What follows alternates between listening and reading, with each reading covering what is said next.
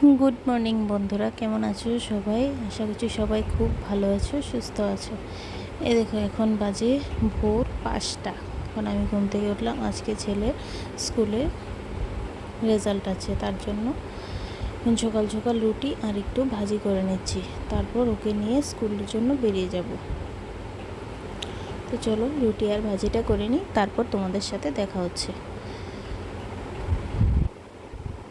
তো ফ্রেন্ডস, এই ভিডিওটা হলো দোল পূর্ণিমার আগের ব্লগ। দোল পূর্ণিমার আগের ব্লগ একটু লেট হয়ে গেল আপলোড করতে।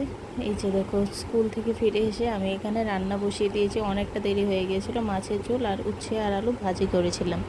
আর এই দেখো, এখানে আমাদের বাড়ির কাজ শুরু হয়ে গেছে। এই যে সবাই কাজ করছে এখন।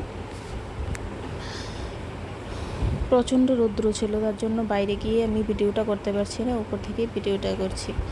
এই যে ওরা কাজ করছে, ওদের জন্য সয়াবিন, পেঁপে আর আলু দিয়ে একটা সবজি করেছি, আর তার সাথে করেছি রুটি। এই যে রুটির আটাটা মেখে রাখা হয়েছে, রুটিটা একটু পরে করব। এই দেখো, আমাদের বাড়িতে শিব আর কালী এসেছিল। ওরা এসে একটু নাচলো। আমি কাছে যেতে পারিনি, কারণ আমি রান্না করছিলাম, তার জন্য কাছে গিয়ে ভিডিওটা করতে পারিনি। উপর থেকেই যতটুকু পেরেছি ততটুকু ভিডিওটা করেছি।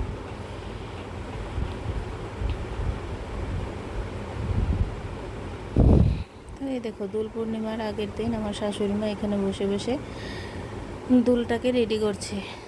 তো আমার ছেলে গিয়ে ও ঠাকুমা যে দুলটা বানাচ্ছে সেই দুলটাকে কিছুটা ভিডিও করে নিয়ে আসলো।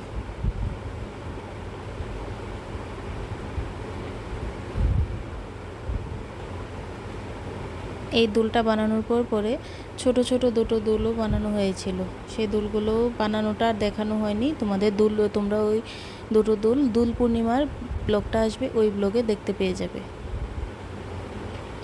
খুবই সুন্দর হয়েছিল দুলটা।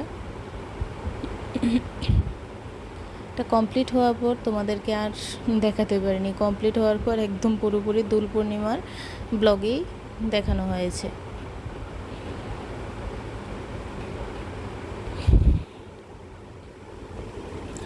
তো ফ্রেন্ডস, আজকের ভিডিওটা খুবই ছোট হয়ে গেল। তো দেখা হচ্ছে আবার পরের ভিডিওতে। কিছু সমস্যার কারণে ভিডিওগুলো একটু লেট আপলোড করেছি।